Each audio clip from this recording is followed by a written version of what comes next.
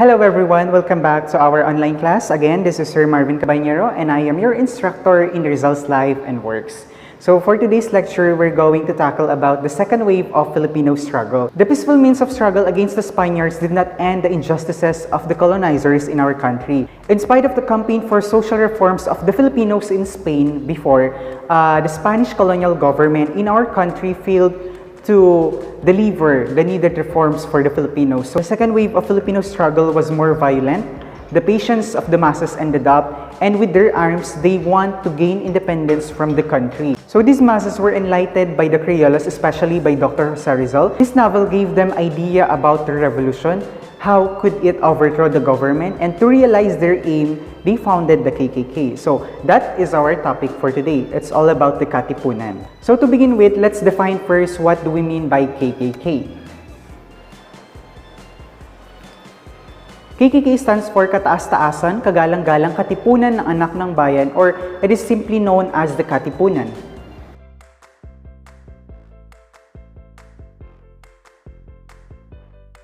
Ano ba tong KKK or Katipunan? It was an organization which aimed for the full independence of the Filipinos against the Spanish rule. The Katipunan was founded by Andres Bonifacio, Deodato Arellano, Ladislao Diwa, Teodoro Plata, and Valentin Diaz on Calle Azcaraga on July 7, 1892.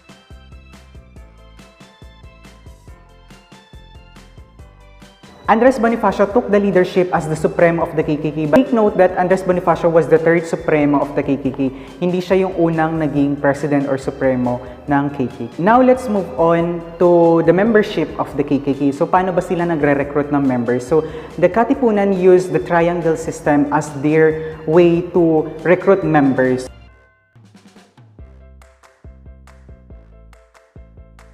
So dito sa triangle system, one member recruited two members who did not know each other. So, kumbaga, sa triangle, okay, so itong unang ire-recruit, kilala niya kung sino yung dalawang isasama niya o isasali niya. Pero itong dalawang ito, hindi nila kilala ang isa't isa. So yan yung way kung paano mag-recruit ang Katipunan ng kanilang mga members. But before a person became a member of the Katipunan, he needed to answer numerous questions that would testify his sincerity and loyalty for KKK. And then, kapag nakapasa yung member, kailangan niyang pumirma dun sa isang dokumento at ang gagamitin niyang pangpirma ay yung kanyang dugo, okay? Using his own blood as the ink. However, this triangle system method of recruitment took them so long. So, masyado siyang matagal para makapag-recruit sila ng members. So, they allowed the members to recruit a lot of members even if they know each other. So, parang hindi naging effective itong triangle system ng Katipunan kasi masyado siyang matagal at maproseso. Sa Katipunan, merong yung level of membership. Merong first grade, second grade, and third grade. So, sa bawat grade, meron siyang corresponding name and corresponding password. Sa first grade, ang name of membership is Katipon and ang password niya is Anak ng Bayan.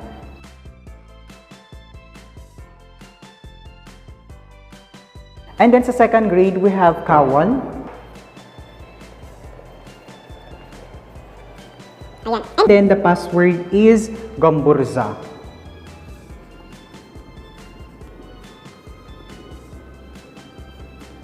And lastly, the third grade is Bayani.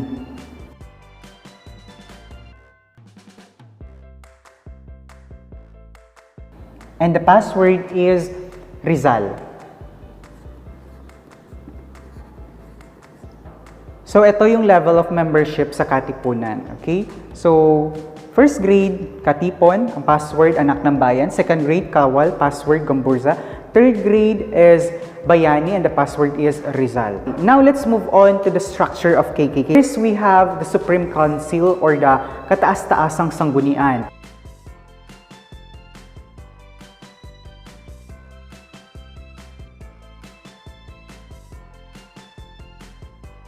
We have the Supreme Council or the Kataas-Taasang Sanggunian. So, it was composed of the President or the Supremo, the Fiscal, Secretary, Treasurer, and the Interventor. Next level, we have the Provincial Council or Sangguniang Bayan. And lastly, we have the Popular Council or the Sangguniang Balangay.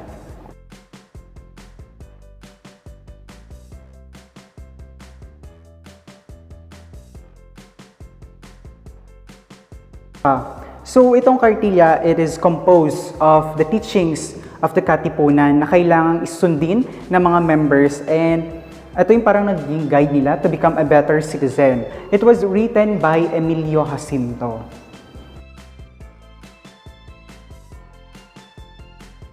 Now, let's move on to the newspaper of the Katipunan. So, kung sa propaganda movement, meron silang newspaper na La Solidaridad, sa Katipunan naman, meron din silang newspaper, and it was called The Kalayaan. Kalayaan is the newspaper of the Katipunan. Since they have the newspaper, it helped to spread the teachings of the Katipunan. So the funds for its establishment came from the members of the organization, and in 1895, they were able to establish the printing press for the newspaper. Take note of this, Emilio Jacinto was the editor-in-chief of the Kalayaan.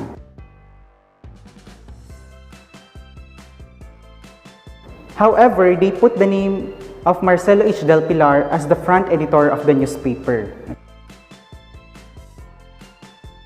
And they also used Yokohama as the place of the printing press, but in reality, it was Dr. Pio Valenzuela, Ulpiano Fernandez, and Faustino Duque who were the people who worked for the printing of the newspaper. So now let's move on to the faction of the KKK. The expansion of KKK to different parts of our country led to the breakdown of this secret organization. And the leading factions here were the Magdiwang and the Magdalo. Okay, so sa Magdiwang, it was headed by Mariano Alvarez, and then sa Magdalo, it was headed by Baldomero Aguinaldo. So now let's move on to the uprising of 1896.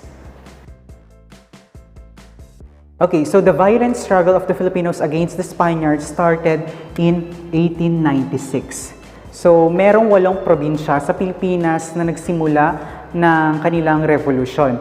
And then, itong 8 provinces na to, ito yung nakikita natin dun sa sinag ng araw, dun sa ating Philippine flag. Okay, so what are those? Manila, Cavite, Bulacan, Nueva Ecija, Tarlac, Batangas, and then Laguna, and then Pampanga. Paano ba nagsimula yung revolution? On August 19, 1896,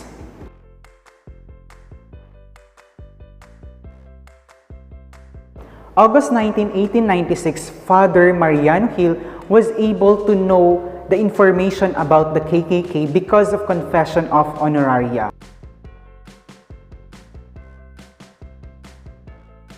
So, paano ba nangyari?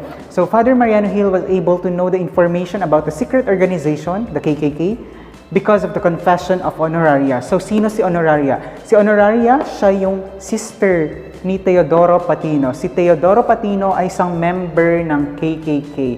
Bakit niya sinabi doon sa kapatid niya yung information? Dahil may alitan si Teodoro Patino doon sa ibang member. So, nagkaroon ng feud or ng issue sa pagitan ng members ng KKK. So, binanggit niya sa kapatid niya, and then itong kapatid niya ang nagsabi kay Father Mariano Gil. But according to some sources, the Spanish government already had an idea about the KKK or the Katipunan since May 1896 because they discovered a copy of the Kalayaan, yung newspaper nila, dun sa may isang printing press. And dahil nga nalaman na yung secret organization na KKK, it led to the imprisonment of Dr. Jose Rizal dahil siya yung napagbintangan na leader daw ng Katipunan. Okay, so ngayon yung members ng KKK, nagkita-kita sila sa may cave or sa kuweba sa may bitukang manok na matatagpuan sa Pasig to plan the start of their uprising, even if the organization was not yet ready to launch the attack. Because during that time, the Spaniards were doing the mass arrest on the suspected members of the KKK. Agad-agad kumilos si mga Spaniards nung nalaman nila itong secret organization na to. Okay, noong August 21, 1896, the Katipuneros went to Kangkong. Yun yung magiging meeting place nila. And then nung nakarating na sila sa bahay ni Melchora Aquino, known as the mother of the Katipuneros, tinanong ni Andres Bonifacio lahat ng members if they are willing to fight the Spaniards until the end of their lives. And most of the Katipuneros answered yes. And then, nilabas nila lahat ng kanilang sedula, and then pinunit nila ito as a sign of the end of the Spanish dominance over them. Okay, so this event known as the Cry of Pugadlawin, however, the real date and place of the event was still under research because the primary sources have different date and venue. So in the succeeding days of the battle from August 25 until August 30, 1896, Andres Bonifacio, together with other Katipuneros, suffered a big loss. Bakit? So, unang-una, yung kanilang weapons, mga sadatang ginamit nila, inferior, masyadong mahina, kumpara dun sa mga weapons na gamit ng mga Spaniards. And at the same time, they lack military tactics. Kulang sila sa strategy when it comes to war. And ang nagpatindi pa dito is that the discovery of KKK happened in the time that the group was not yet ready for the battle. Tama yung sinabi ni Rizal before nung humingi ng advice si Andres Bonifacio nung pinadala niya si Pio Valenzuela sa dapitan na hindi pa talaga ready ang Pilipinas for a revolution. In the month of September, the uprisings spread out in Manila and other provinces, and so Governor General Ramon Blanco declared martial law in 8 provinces who participated in the uprising. So ang nangyari dito, lahat ng suspected members of KKK could be executed kahit na walang due process or hindi dumadaan sa batas, and numerous numbers of people were imprisoned and tortured. And ang masaklap dito is those people who could not bear the pain shouted the names of the members of the KKK or even the names of those who did not have connection with KKK just to avoid the torture. Okay, so napipilitan yung mga na-aresto or yung mga tino-torture ng mga Spaniards na bigkasin kung sino pa yung ibang members ng KKK. And kahit yung walang kinalaman sa KKK ay nadadamay din. Okay? Para lang maibsan nila or hindi sila ma-torture or hindi madagdagan yung sakit na ginagawa sa kanila. In September 5, 1896, the forces of Magdalo, headed by General Emilio Aguinaldo, were able to defeat General Aguirre in the battle in Imus. So, dito, nanalo naman ang Pilipinas over the Spaniards, okay? Headed by General Emilio Aguinaldo. In September 12, 1896, Governor General Ramon Blanco ordered the execution of 13 people from Cavite as warning for the public that they should not join the uprising. So itong event na to, ito yung tinatawag na 13 martires, yung 13 people from Cavite na pinapatay. In December 30, 1896, ito na, Dr. Jose Rizal was executed in Bagumbayan. In December 31, 1896, Andres Bonifacio went to Cavite to resolve the conflict between the Magdiwang and the Magdalo group. Okay? So yun nga, yung sa Katipunan, nahati sa dalawang faction or nagkaroon ng division ng Katipunan. And then, yung mga nangunguna rito is the Magdiwang and the Magdalo. However, Andres Bonifacio was not able to resolve the problem since the issue was about the leadership. And in February 17, 1897, the bloodiest encounter between the Spanish and Filipino forces happened in the Battle of Zapote Bridge. So yung Magdiwang group, of course Katipunan pa rin to, led by Adilberto Evangelista, prevented the passage of the Spanish reinforcement in Cavite. Since ito kasing si Evangelista, isa siyang engineer. So they planted dynamites doon sa bridge so that the Spanish forces could not, pass the bridge. However, si Evangelista ay binaril during the battle because siya ay may malabong paningin. Okay? He had a poor eyesight and was not able to see the Spaniard who shot him. Now let's move on to the Tejeros Convention. In March 22, 1897, the members of Katipunan gathered in Tejeros because they needed to plan for their offensive against the Spaniards. So, nung nagmi-meeting na sila sa Tejeros Convention, may isang member, Severino de las Alas, nagsuggest siya na dapat magkaroon ng eleksyon.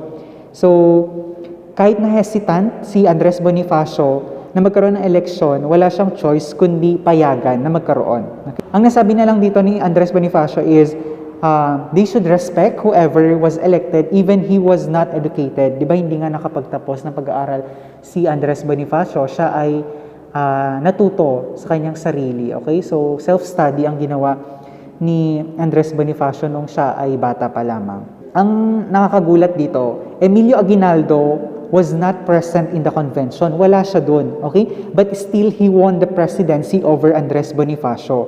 Okay? And for every position, he was nominated but he did not win. Nanonominate naman si Andres, kaya lang hindi siya nananalo. Okay? And dun sa last position, nanalo naman siya. Okay? Director Interior. Kaya lang, may isang member, it was Daniel Tirona, nag-complain siya because according to him, si Andres Bonifacio ay hindi deserving dun sa posisyon dahil hindi naman daw siya lawyer. Okay? So, nainis si Andres Bonifacio, na-insulto siya. So, he put out his revolver and was about to shoot Daniel Tirona. Kaya lang, nakapagtago itong si Daniel Tirona. So, Andres Bonifacio declared that the election was null and void. Pinawalang bisa niya yung election.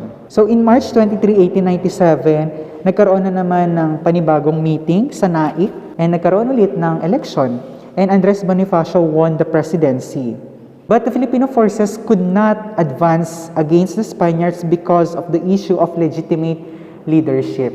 In April 28, 1897, the Council of War under the government of Emilio Aguinaldo had the meeting and they recommended the execution of Andres and Procopio Bonifacio. Si Procopio kapatid to ni Andres Bonifacio. In May 8, 1897, when Emilio Aguinaldo received the verdict, he signed it, and in the morning of May 10, 1898, General Norberto Noriel ordered Lazaro Macapagal to execute the Bonifacio brothers. Actually, according to history, ang gusto lang na parusa na ibigay ni Emilio Aguinaldo kay Andres Bonifacio is exile. Okay? Ipatapon lang siya sa ibang lugar. Kaya lang, dahil dun sa mga taong malapit sa kanya, kay Emilio Aguinaldo, binalik yung original verdict na pagpatay. Okay? So, pinatay pa rin siya. Okay, now let's talk about the execution of Andres Bonifacio. So, there were many versions about the execution of Andres Bonifacio. In the account of one witness, si Andres Bonifacio daw, hinamon niya sa isang duelo or labanan yung isang gwardya, and then suddenly, he was shot by Lazaro Macapagal at the back. However, according to his executioner, Lazaro Macapagal, he did not want to kill Andres Bonifacio. Kaya lang, si Andres Bonifacio na mismo yung nagpumilit or nag-convince kay Lazaro na patayin siya. Kasi kung hindi daw siya papatayin, baka naman daw yung pamilya ni Lazaro ang pag-initan ng mga Espanyol. And then, ang huling bilin sa kanya ni Andres Bonifacio ay sunugin yung kanyang katawan malapit sa ilog. Okay? So regarding the execution of Andres Bonifacio, the narrative about his death had different interpretations. And the historical facts about the issue were hard to find out. But the truth was, the Filipino revolutionist was the one responsible for his death. Okay? So kung iisipin natin, pinatay si Andres Bonifacio hindi sa kamay ng mga Espanyol, kundi sa kamay ng kapwa niya Pilipino. Okay? In the time when they needed unity as one nation, their struggle against the Spaniards led to the conflict among the members because of their issue of leadership. Okay, now let's move on to the revolution after the death of Andres Bonifacio. Ano ba ang nangyari nung namatay na si Andres Bonifacio? The death of Andres Bonifacio led to the disunity of the Katipuneros. Of course, nung namatay na yung Supreme or yung President ng Katipunan, nagkaroon na ng disunity and then nagkaroon ng different government sa iba't ibang probinsya ng Pilipinas. The disintegration of the forces of the Filipinos became one of the reasons why the Filipinos failed the revolution. Actually, yun yung problema sa mga Pilipino before. Sa mga fellow Filipinos natin, nung sila ay nagkaroon ng revolution. Since ang Pilipinas ay binubuo ng iba't ibang pulo, nahati yung government natin. Ito yung problema kung bakit failed yung revolution before. Walang unity dahil nga magkakahiwalay ang lugar sa Pilipinas and wala ring communication nung time na yun. So, of course, the different provinces had their own leader and objectives kasi nga may sari-sarili na silang government. The other leaders did not prefer independence. Ang gusto lang nila is mabawi nila yung lupa sa mga Espanyol. And yung iba naman gusto nila magkaroon ng sarili nilang government. So, they also did not recognize the leadership of Emilio Aguinaldo kahit siya na yung presidente nung time na yun. Okay? So the weak force of the Filipinos was utilized by the Spaniards to advance and capture the places from the revolutionists. And in April 23, 1897, Governor General Primo de Rivera issued a decree for the pardon for the Filipino rebel, and when the Filipinos ignored his decree, he extended it until May 17, 1897. So, yung iba nag-surrender sa Spaniards, yung iba naman nagmatigas, okay? They continue their resistance.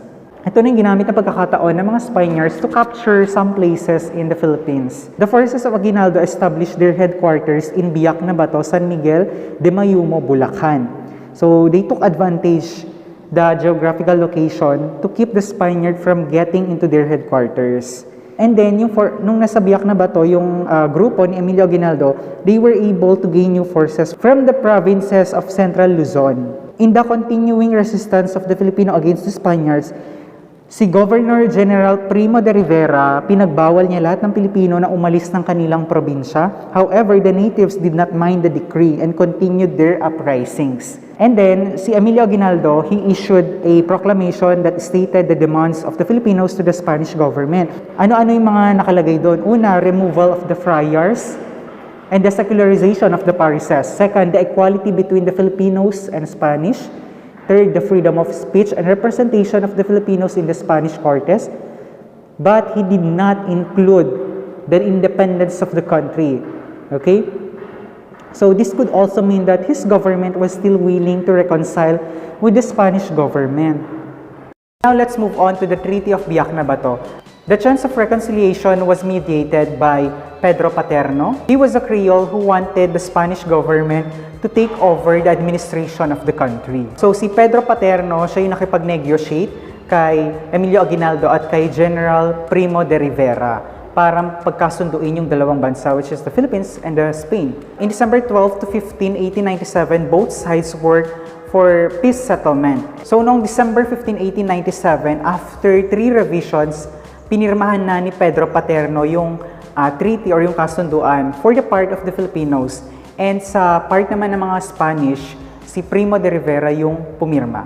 Let's talk about the content of Biak na Bato. Ano ba yung nilalaman ng kasunduan nila? First, the group of Emilio Aguinaldo would leave the Philippines to Hong Kong as a voluntary exile. Second, Spanish government would pay the Filipinos 800,000 in 3 installments. So yung first payment, which is 400,000, ibibigay to upon the departure of Emilio Aguinaldo and its members papuntang Hong Kong. And the second payment was 200,000 when the Filipinos surrendered all their arms, okay, yung mga sandata nila. And then third, ibibigay ulit yung 200,000. And the last condition, the Spanish would pay 900,000 to the Filipinos who were not involved in the revolution. Okay, so noong December 27, 1897, umalis na si Aguinaldo pati yung kanyang members pumuntang Hong Kong upon receiving the 400,000. However, the other Filipinos continued their struggle against the Spaniards and they did not recognize the Treaty of Biak na Bato. And the others did not surrender their weapons because they did not trust the Spaniards. Okay, so that's it for today's lecture, guys. I hope you learned something. Thank you so much for watching. Have a nice day.